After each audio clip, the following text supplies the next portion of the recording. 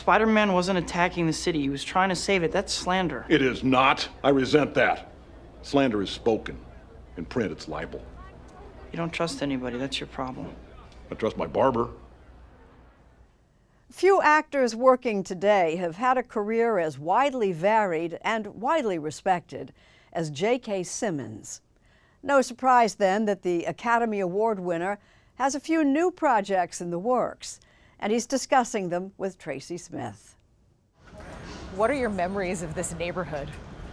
It's a different neighborhood at night, and it was a different neighborhood in the 80s. Like so many New Yorkers, Jonathan Kimball Simmons was born elsewhere, but this is home.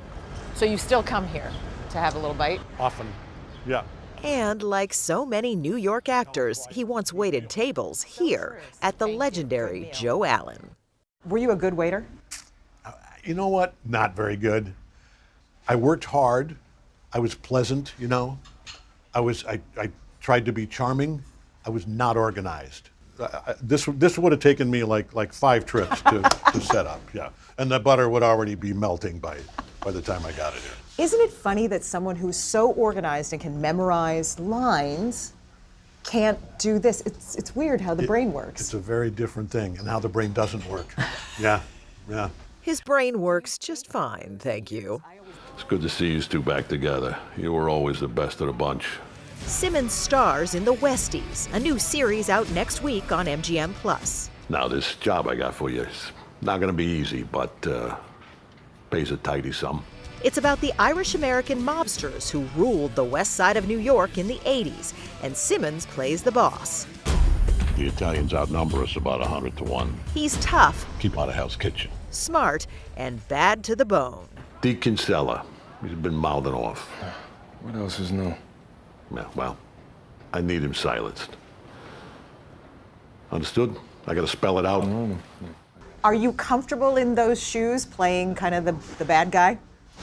I just love going back and forth and doing something different from whatever I just got done doing. And if there's something I can latch onto other than just pure evil, if I can find the humanity in the guy somewhere, then yeah, I love playing those kind of guys. Simmons spent years playing those kind of guys and more. You want a staff job and you want a staff job. Anybody care about what I want? I do. Shut up. Get out. Like the bombastic boss in the Spider-Man series. We are farmers. And the guy in those insurance ads. But sometimes you just want a little help. At 71, he says that for most of his career, he played characters older than he actually is. And as a married father of 2, that carried into real life. We didn't get married until I was 41, and Joe was born when I was 43. Oh, wow. So, I mean, I would have him in the baby Bjorn or whatever at the grocery store when he was a little, like 6 months or whatever, and the checkout lady would say, "Oh, you got the grandson today." You know? And I'd go, "Sure, yeah." But he's not exactly grandfatherly here. Start counting. 5, 6, 7. In 4, damn it. Look at me. 1, 2, 3, 4. 1, 2, 3, 4. 1, 2, 3. Now, was I rushing or was I dragging? As the brutal band leader in the 2014 sensation Whiplash with Miles Teller. Rushing or dragging? Rushing. So you do know the difference. The film was shot in only 19 days, and Simmons says it was intense, but only when the cameras were rolling. What were you guys like between takes? Total idiots, you know, talking sports and, you know, giving each other a hard time, and, you know, Miles just being Miles and me being my dumbass self. He was also brilliant, and he earned an Oscar for his performance, and maybe should have won another for Best Acceptance Speech. Call your mom, call your dad. If you're lucky enough to have a parent or 2 alive on this planet, call them. Don't text, don't email. Call them on the phone. Tell them you love them and thank them and listen to them for as long as they want to talk to you. Thank you. Thank you, Mom and Dad.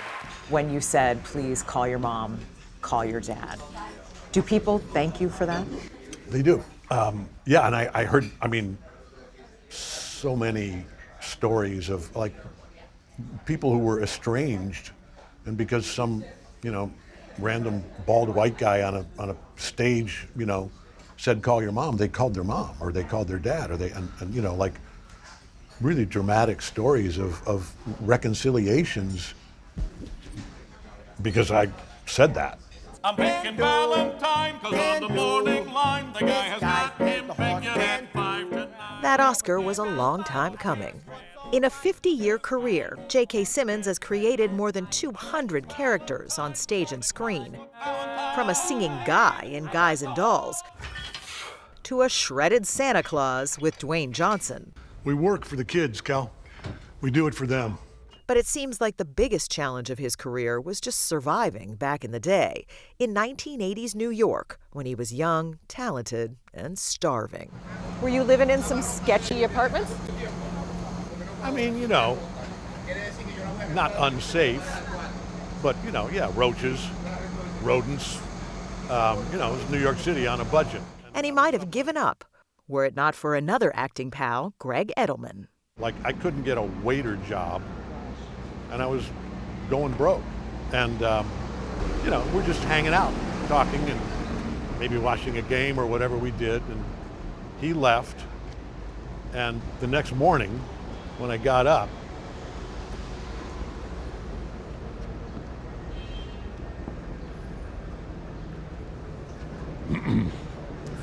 I saw that he left me $100.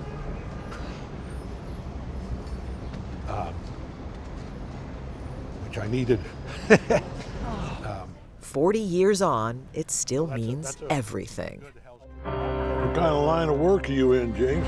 Of course, now he's got his pick of projects, including the film Heart of the Beast, out in September. He co-stars with Brad Pitt as A character who he bumps into. Okay, fair enough. Character in every sense of that word. Oh, I love it. Yeah. Do you like character actor? Yeah, you know what? I mean, to me, that's always just been like an actor who's like not super handsome. That's basically what that means. I know you think you're pulling off some grand illusion here, but let me tell you something an old man knows that you don't. The truth always comes out. And the truth about J.K. Simmons is pretty simple. He's spent a career showing us what a character can be, and he has plenty more to do. When you look at all you've done and all you're doing now and getting ready to do, what do you think?